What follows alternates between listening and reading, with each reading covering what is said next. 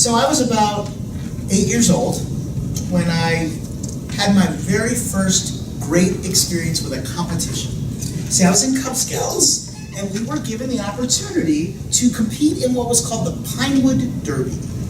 Now, for those of you that don't know what the Pinewood Derby is, it is a competition where first you get a block of wood and whittle it into a car, and then you race the car down a track. Well, I have to tell you something, not so good at the whittling. And I tried. I created a car that was somewhat acceptable, and we went to the Pinewood Derby, and I put my car on the track with the 6 other kids that were in my heat, and I came in last. And I was kind of devastated. And my parents said, "It's okay. You don't have to win. It's fine." I said, "Yeah, but I don't feel like I was successful." They said, "Maybe that's just not what you're good at." Well, fast forward 9 months, and it's the essay contest, and I win. And what we discovered was, not so good with the whittling, pretty good with the words.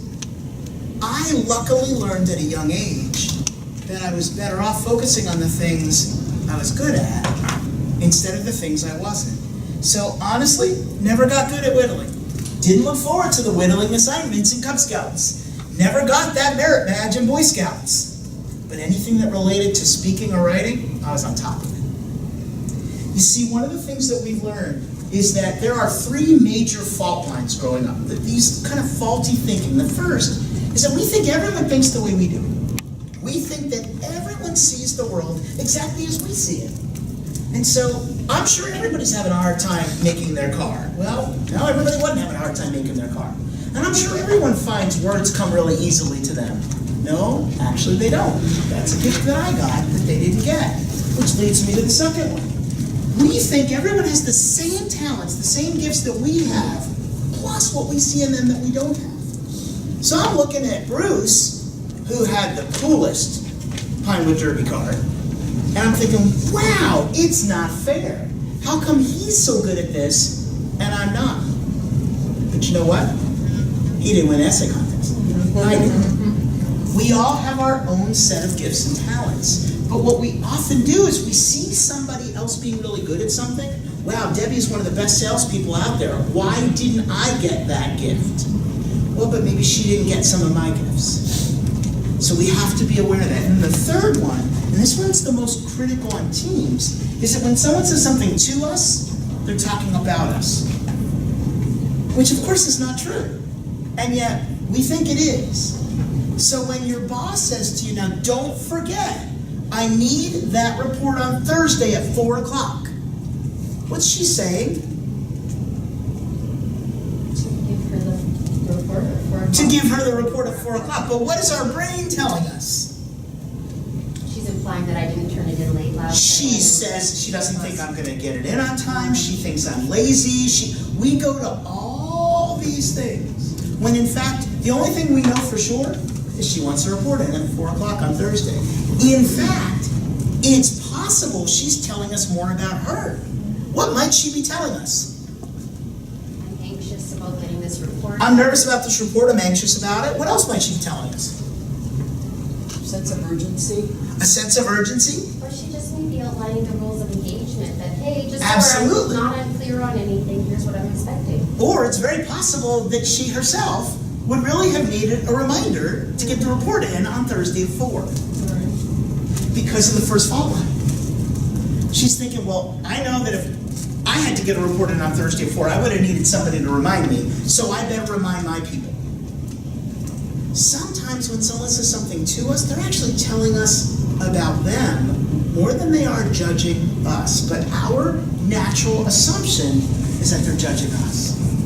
Our goal for this program is to help you, number one, focus on your gifts and not what you didn't get, but what you did get. All right? Because the big movement around strengths is to focus on our strengths and not on our weaknesses. We need to shore up our weaknesses so they don't get us in trouble. But what we typically do, and think about it, how many of you remember being a kid at school? would you have felt comfortable coming home with a report card that had A's and B's and 1 D? Because what would have been the focus? The D. And yet, what we're now learning is that when we focus more energy with children on the A's and the B's and get those better, the D comes up because their self-esteem comes up because we're focusing on that which they're good at instead of that which they're not good at. That's the key. So, some of our goals for our program, for our personal discovery workshop is number one, we want to bust the popular myth that you should focus on weaknesses. Now, don't get me wrong. I'm not saying ignore weaknesses. The fact is, I'm not really good at getting a lot of things done on time. The fact is that because of that, I hired Becca. I never get things in late because I have Becca, who either does it for me or reminds me, as she has permission to do, Gary, don't forget that we have to get this in. I've actually used a strategy to deal with the fact that that's not one of my strengths. Discover your individual talents. We're going to spend a lot of time looking at each of your individual talents. We're going to look at the team's talents, and then apply your individual and team talents to realize your true potential. What we have found is that when people understand their talents, their success, their productivity, their esteem all go up. And finally, sorry for maybe a couple of you that don't like to have fun, we're having a little fun, which is why you are seeing toys and things at your table. So here's our agenda. We're going to start out by looking a little bit at the kind of the background of strength psychology. So how did this come to be? We're going to look at all the talent themes and the categories that those talents fall in. We're going to look at what's called the Core Clarity Pyramid, and you all have a pyramid, and we will show you those. They're inside of your folders. We're going to look at the core drills. So, Irene, if you'll do me a favor, just hold up your table tent for a minute. You'll notice her name is on the right and on the left. That's her core drill. It's a graphical representation of where her talents fall in the Core Clarity Key. We're going to learn all about that later today. We're going to learn about how you use your talents effectively. So now that I know what they are, how do I leverage them? How do I turn them into strengths? What do I do with it to make it more effective? How do I build them? And then some what we call discovery tools. These are going to be, what do you do now that class is over? How can I continue the learning? How can I continue the discovery? And then we'll wrap up. So, why the pipe cleaners? So you notice that there's some toys around. Well, one of the things that we know to be true is that there's a physiological connection between your fingertips and the executive function of your brain. That actually, for many people, it helps you to focus. So the fact, like Jill right now, is just the fact that she's playing with that pipe cleaner will help her to be able to focus. I have a few. Yes, I noticed you will, and there's more. Don't feel obligated to only have that group. We can always bring you more. So far. Sometimes people need permission, which is what this slide is for. I don't need permission. And so you'll notice that we've had some really fun creations from the pipe cleaners. It is interesting that we had one person in our class once who I was convinced was going to be like Joe and have pipe cleaners everywhere, and she didn't touch them.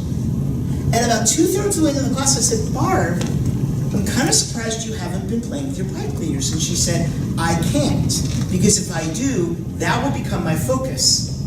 As soon as the class ended, she didn't leave. She started playing with the pipe cleaners and made this really amazing creation. But she said, I know myself well enough to know that if I start playing with them, that's what I'll focus on and I'll lose track of what you're doing.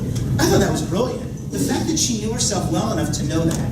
I like having things to fiddle with, so that's why we've got the pipe cleaners. One last thing before we get started, and that's just a quick legal disclaimer. The animations that you may see throughout the day on the slides are owned by Animation Factory, and we have a license to use them. But the critical part is that the Clifton StrengthsFinder theme names are owned by the Gallup organization. We don't own them. So the names like Achiever and Strategic and Maximizer, those are not ours. They're owned by Gallup. We are not affiliated with Gallup. They know that we do this work. They have not said we cannot do this work. The only request they made is that we explain to you where we're in Gallup material, and when we kind of switch into the Core Clarity focus, the Core Clarity intellectual property, and they've asked us to have you sign a consent form that says that, I've told you that. Our consent form does one more thing. So the forms that were at your seats, number one, it makes this claim. but it also says that you're okay with us sharing your talents with each other in the room. Because at some point, everyone's talent is gonna be up on the screen. And we just wanna make sure you're okay with that. So if you will get those signed and distributed over toward Melinda, we'll collect them in that corner and then Becca will put them off to the side.